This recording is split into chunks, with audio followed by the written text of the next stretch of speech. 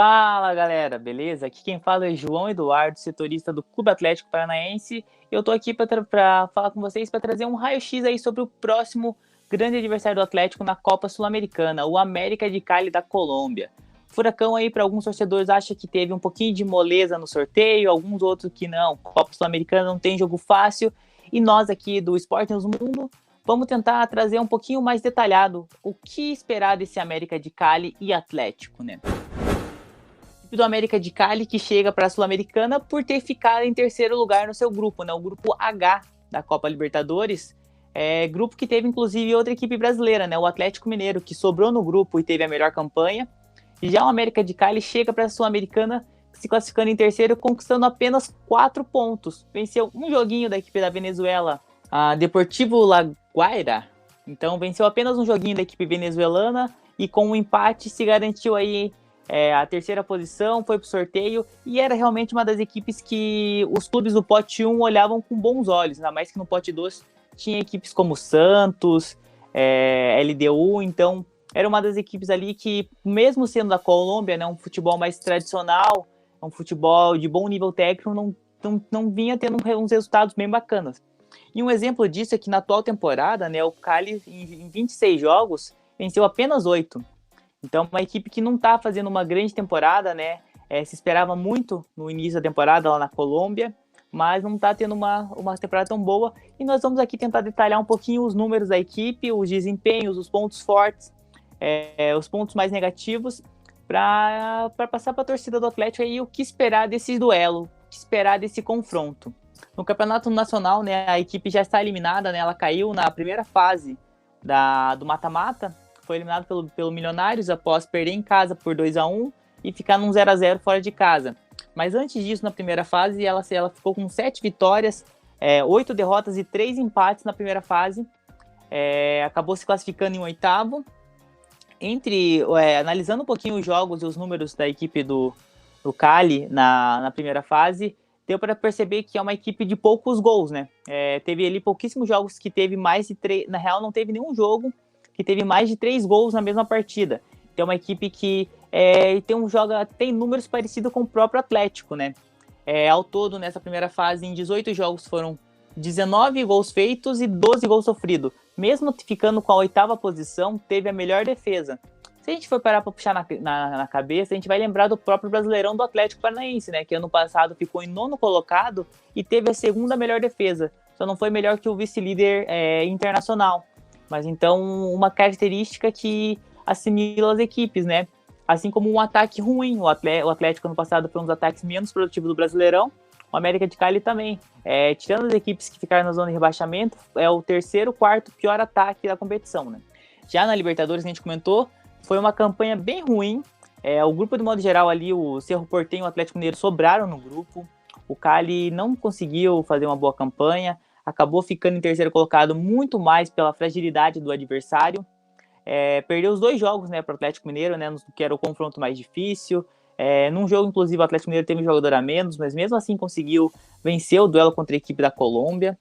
E ela chega para essa Copa Sul-Americana como realmente, talvez, ali era um dos melhores grupos, era um dos melhores adversários para você pegar, estando no pote 2. Mesmo tendo alguns pontos positivos, que a gente comentou, uma defesa bem interessante, era realmente ali uma das equipes talvez mais acessíveis, para usar a palavra mais correta, para você se classificar, né? Vale lembrar que o Atlético já enfrentou, né, o América de Cali na sua história. Foram 2 vezes na fase de grupo da Libertadores, na segunda Libertadores do Atlético em 2002, né, o Furacão disputa a sua primeira Libertadores em 2000, a sua segunda Libertadores em 2002, e fez 2 confrontos com o América de Cali e não deu muita sorte, né, naquele momento. Empatou em casa em 1-1 e na volta tomou uma goleada de 5-0. Não foi uma Libertadores que o Furacão foi tão bem e o Cali se aproveitou disso. Em 2005, né, ano que o Atlético foi vice-campeão, também teve partidas complicadas diante do América de Cali. Ali teve uma vitória em casa por 2-1, mas antes disso perdeu um confronto fora de casa 3-1. Então, se a gente vai fazer esse apanhado histórico aí, são 2 vitórias da equipe da Colômbia, um empate e uma vitória do Furacão aí. Retrospecto favorável aí para as equipes que voltam a se enfrentar depois de 16 anos. Bastante tempo, bastante coisa mudou. De lá para cá, né, o Atlético conquistou a Copa Sul-Americana 2018, 2019 e acredito que hoje entre como favorito, né, entre favorito para esse duelo. Vale destacar que a equipe segue sem um treinador definitivo, né? O Cali está esperando um treinador que é até conhecido aqui no Brasil, né? O Osório, que treinou São Paulo, mas já está negociando com a equipe há quase um mês e ainda não fecharam o acordo. Então o América de Cali segue sem um treinador fixo e isso talvez seja mais uma vantagem para o Atlético, né?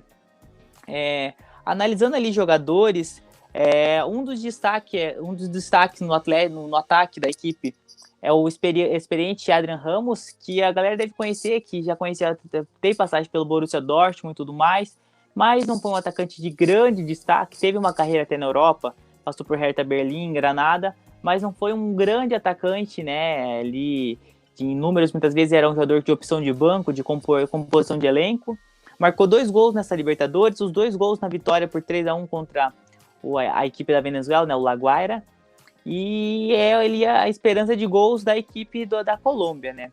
Eu destacaria um jogador ali que, pelos vídeos e pelos jogos que eu assisti do América de Cali, que eu acho que é um jogador que pode ter um estilo de jogo que pode acabar atrapalhando um pouquinho o Atlético, que é uma equipe que muitas vezes tem essa transição defensiva um pouco lenta, que é o Santiago Moreno, que é um jovem de 21 anos, marcou 2 gols na Libertadores, inclusive um contra o Galo, que foi bem nesse estilo de contra-ataque rápido.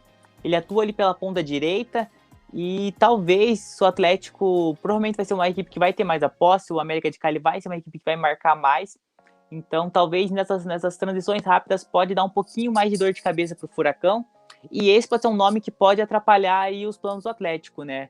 Santiago Moreno pode aí ser uma importante válvula de escape do América de Cali.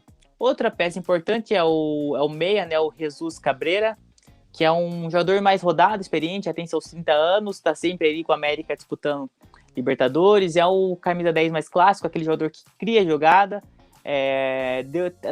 Nessa fase de grupo apareceu até um pouco, não apareceu tanto, né?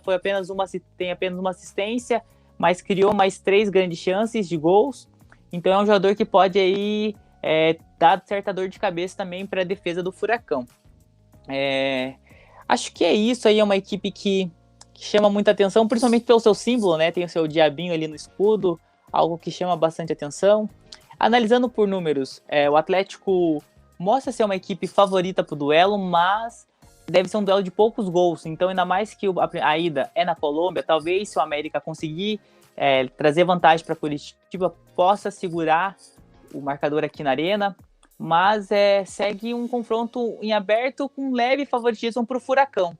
Mas ainda, como tem um mês ainda para iniciar o mata-mata, né, que vai iniciar no dia 14 do próximo mês, talvez aí a situação seja um pouco diferente, mas por hora o panorama é esse, né, de América de Cali Atlético, né? Vale lembrar que as partidas estão marcadas para a ida dia 14 na Colômbia, dia 14 de julho na Colômbia e dia 21 de julho a volta na Arena Baixada.